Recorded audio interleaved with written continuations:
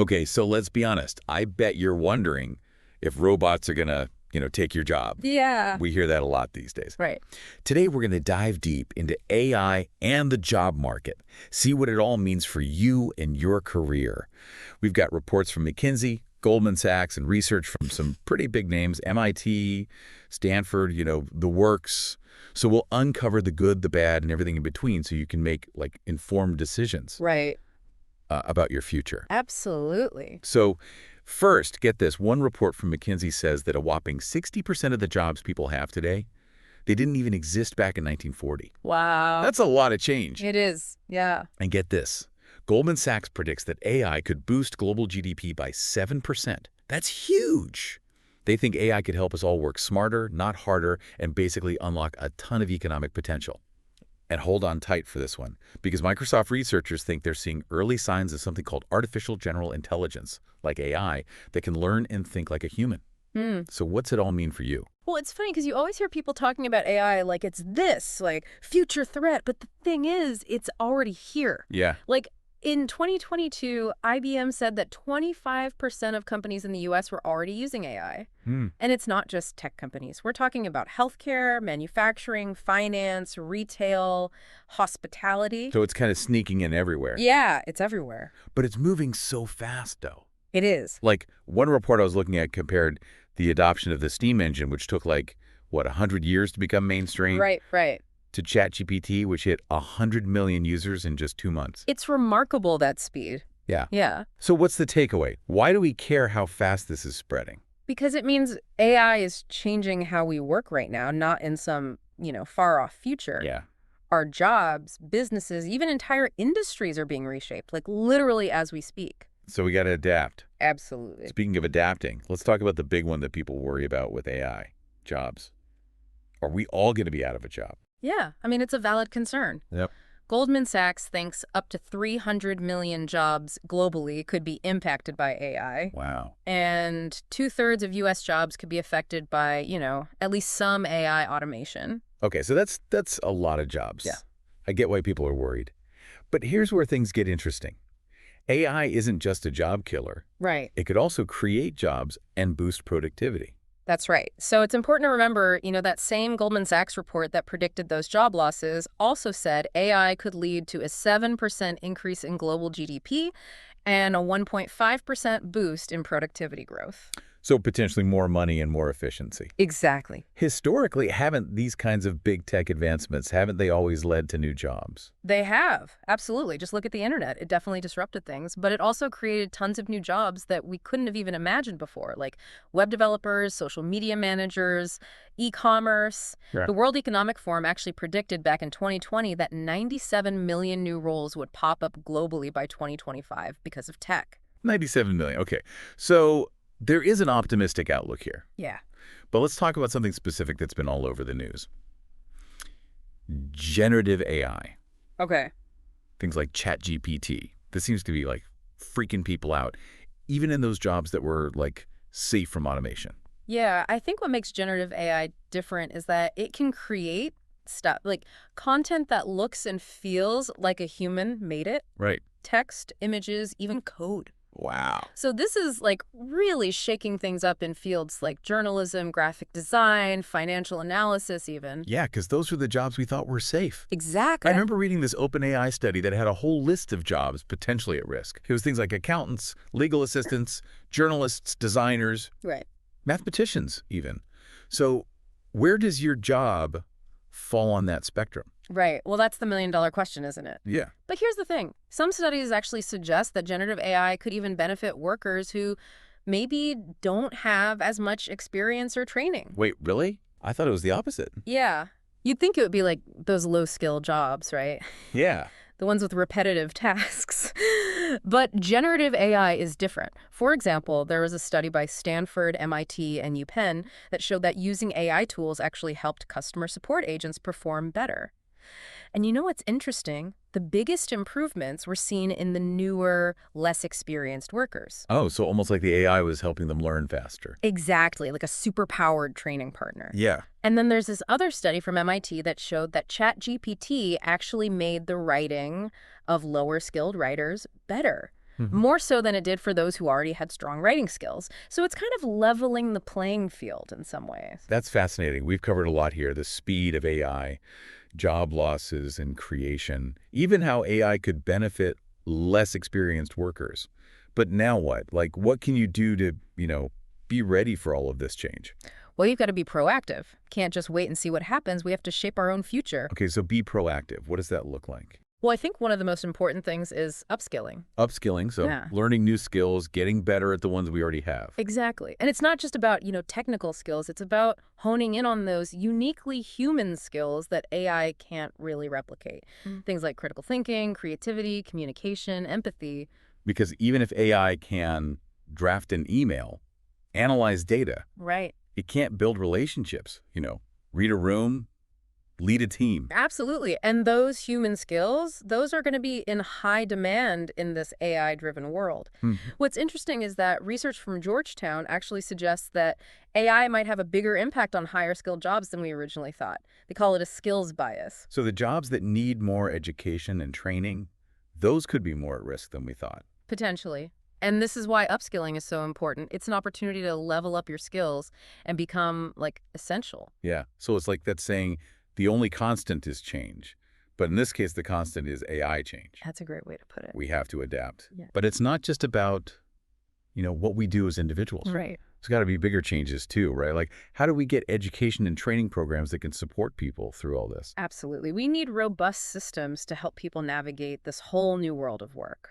There are some great examples out there. So in the US, there's sector-based training that has really effectively prepared workers for high-demand jobs. Research from Harvard, Brown, and MDRC highlights how effective these programs are. They mention Work Advance, Project Quest, and Year Up. Hmm. And then there's a program in Denmark that helped injured workers retrain for cognitive jobs. And those workers actually saw their earnings increase by an average of 25%. Wow, 25%. Okay, that's impressive. That sounds like a pretty involved process. It definitely requires investment and a commitment to, lifelong learning, both from individuals and society as a whole. But the potential benefits are huge. Yeah, okay. So we've talked about upskilling, but let's zoom out a bit. How do we make sure that all of this, the AI, that it's actually used ethically and benefits everyone, not just a select few? That's where worker voice and collective action becomes so important. Those recent strikes by the Writers Guild and SAG-AFTRA, they showed how powerful it can be when workers come together and, push back against the potential misuse of AI and protect their rights. Yeah, the LA Times even called it a win for humanity. Absolutely. It really highlights how important it is for all of us to be involved in those conversations about how AI gets implemented in our workplaces. We need to advocate for worker rights and make sure we have a say in how these technologies are used. It's really interesting, all of this. We're going to dive even deeper into how to navigate this whole AI-powered future in part 2 of our deep dive. Welcome back. So before the break, we were talking about how important it is for workers to have a voice in all of this, shaping the future of AI and how it's used. Yeah, because it's easy to feel kind of powerless with all this big tech stuff happening. But those strikes, they showed us that we do have some power, especially when we, work together. What I thought was so cool about those strikes was that it wasn't just about protecting those jobs. They were actually setting a precedent for how AI can be used in creative fields, making sure that human creativity and art isn't just tossed aside. So it's like drawing a line in the sand and saying, okay, AI can be a tool, but it can't replace human ingenuity. Exactly. And I think that conversation needs to be happening in every industry, not just Hollywood. I mean, if you zoom out a little bit, it's about advocating for policies that actually put humans first, that focus on well-being and fairness as AI is developed and used. Okay, so what does that look like in real life? Are we talking about government regulations, industry standards, like ethical guidelines for how AI is built? Honestly, it's all of the above. We need a multi-pronged approach. But we are seeing some action on the policy side, which is encouraging. So the European Union is working on something called the AI Act, which aims to regulate high-risk AI systems and protect fundamental rights. And here in the U.S., the Biden administration, they've released a blueprint for an AI Bill of Rights that focuses on things like safety, fairness, and privacy. Okay, those sound pretty promising. Yeah. But they also sound kind of like big picture stuff. So what can people do right now in their own workplaces to make a difference? I think one of the best things you can do is just start talking about it. Okay. Like, talk to your colleagues, your managers, even HR, Yeah. about how AI is already being used or how it might be used in the future. At your company. At your company, exactly. Are people worried about jobs? Yeah. Are there concerns about bias in the algorithms, data privacy? Even just bringing those things up is the first step to addressing them. So it's kind of like shining a light on those areas where AI might be operating in the shadows Ex- without much oversight. Yeah. Okay. And never underestimate the power of, speaking up. When enough employees raise concerns, companies tend to listen. They have to. Right. The squeaky wheel gets the grease. Yeah. But what about those people who, like maybe their company isn't so open to those conversations? What about those folks who feel like they're on their own?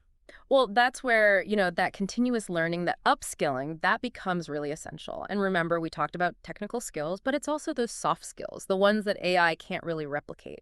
Oh. Things like critical thinking, solving complex problems, creativity, communication, emotional intelligence, all of that. Because even if AI can generate those reports, analyze the data, it's not going to be leading teams, negotiating deals, or coming up with like awesome marketing campaigns. Exactly. Those uniquely human skills, those are going to be in high demand as we move into this AI-driven future. Mm. And remember, learning isn't just about formal education. It's about being curious, staying informed, and adapting to all this new information and technology. So I have a growth mindset, right? Exactly. Be open to new things. Yeah. But honestly, all of this change can be a little scary. Yeah. The idea of always having to learn new things can be a little overwhelming. So what advice would you give to someone who's feeling maybe a little anxious about all this? I would say embrace the uncertainty. Okay. We are living in this time of incredible technological change, and yes, that does come with risks. Yeah. But it also comes with amazing opportunities. Think back to that statistic, right? 60% of today's jobs didn't even exist back in 1940. I mean, that's kind of mind-blowing when you think about it. Yeah, so job market's always in flux. New stuff is always popping up. Exactly. Yeah. So instead of thinking of AI as like this threat, what if we looked at it as this catalyst for change, this chance to rethink work and explore those new possibilities? Yeah, I like that. So instead of saying, oh, AI is going to take my job, it's more like AI is creating new opportunities that I could be a part of. But that's a lot easier said than done, right? Like, where do you even start? Where can people find resources and support for all this upskilling and adapting? Oh, there's tons of resources out there. Online platforms like Coursera, EDX, Udacity, those are great. They offer all kinds of courses and data science, artificial intelligence, digital marketing, you name it.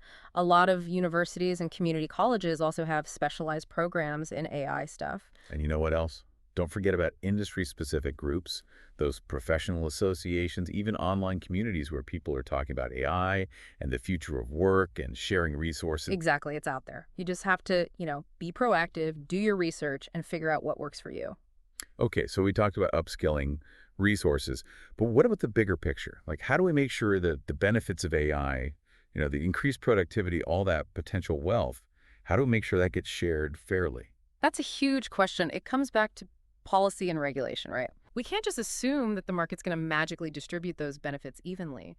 Governments need to step in and make sure that everyone has access to education, training, and the opportunities they need to succeed in this AI-powered world. So things like investing in public education, making childcare affordable, supporting workers who are in between jobs. Exactly. And remember those tax policies we talked about earlier. We need to create incentives for companies to invest in their workforce, not just automation. Right, because if it's just a small group of people who are benefiting from AI, Yeah. the gap between the rich and the poor, it's just going to get even bigger. Exactly. And that's a recipe for disaster.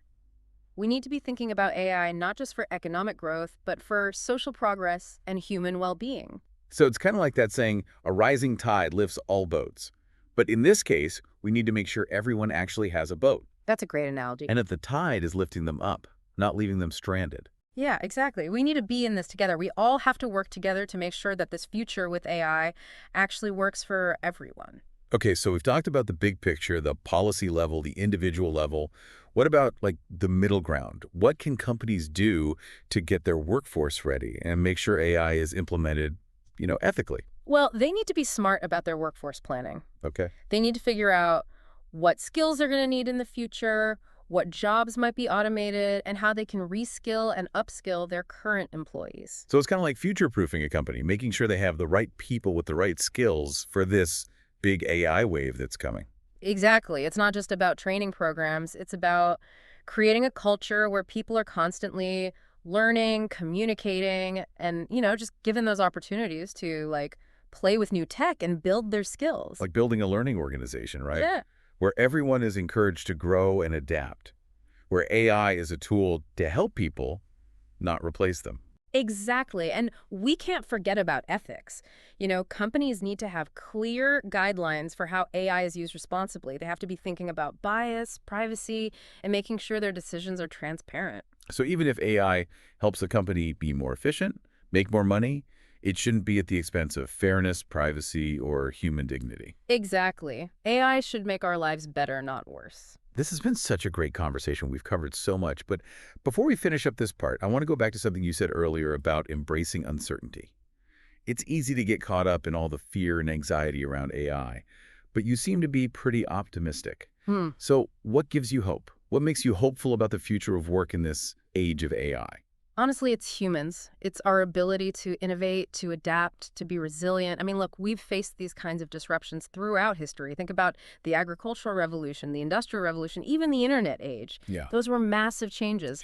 And each time, we didn't just survive, we thrived. We adapted, we came up with new ways of working and living, we got better. Yeah, it's like humans have this superpower to rise to the occasion, solve problems, and create something new and better from the ashes of the old. Exactly. And I truly believe we can do the same with AI. This isn't the end of work. It's just a new beginning, a new chapter. Full of challenges and opportunities. Exactly. And it's up to all of us to write that chapter with, wisdom, compassion, and a real dedication to creating a future where everyone can thrive. That's beautifully said.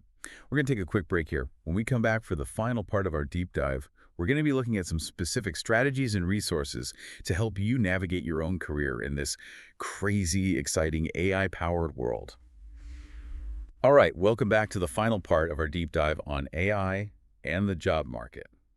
Phew, so much to think about. Right. It's a lot to take in. My brain's on overload. But that's a good thing. It means you're really processing it all. Yeah. And remember, it's not about memorizing every single thing we talked about. It's about getting those big trends and using that knowledge to make smart decisions about your own career, your own path. Right, be proactive, not reactive. Yeah.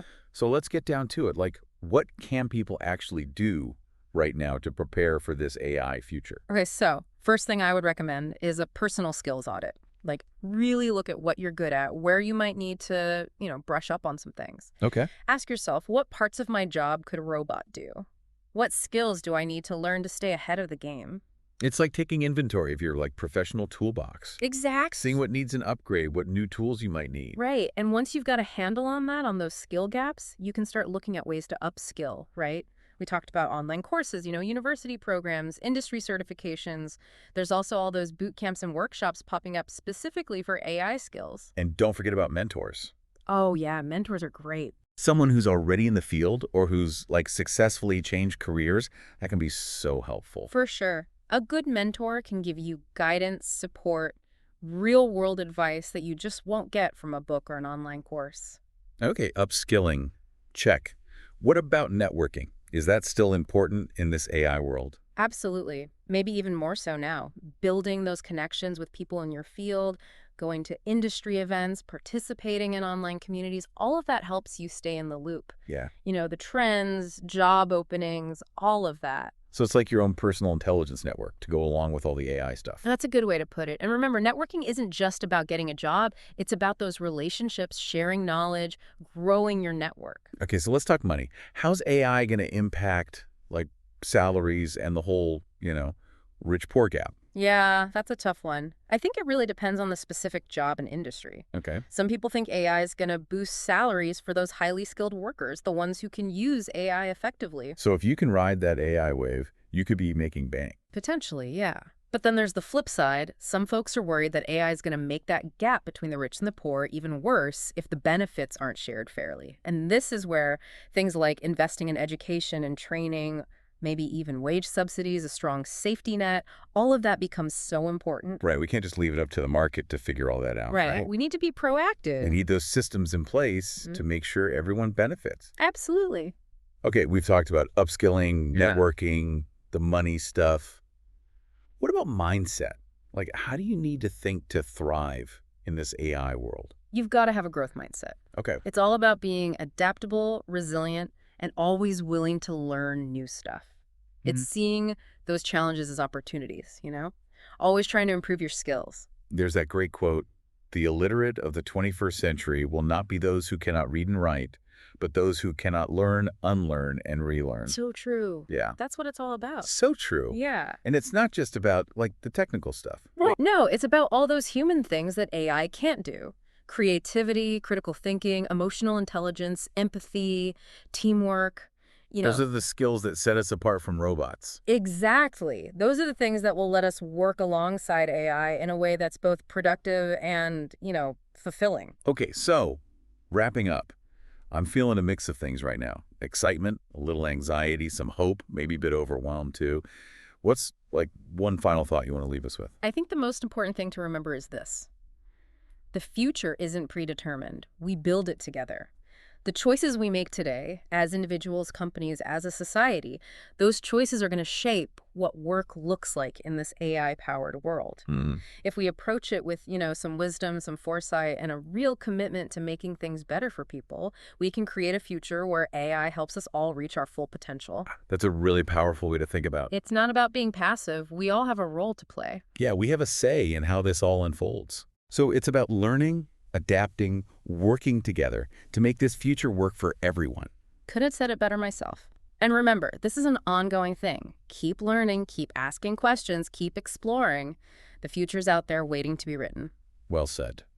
That wraps up our deep dive into AI and the job market. Hope you all found it useful, thought-provoking. Until next time, stay curious.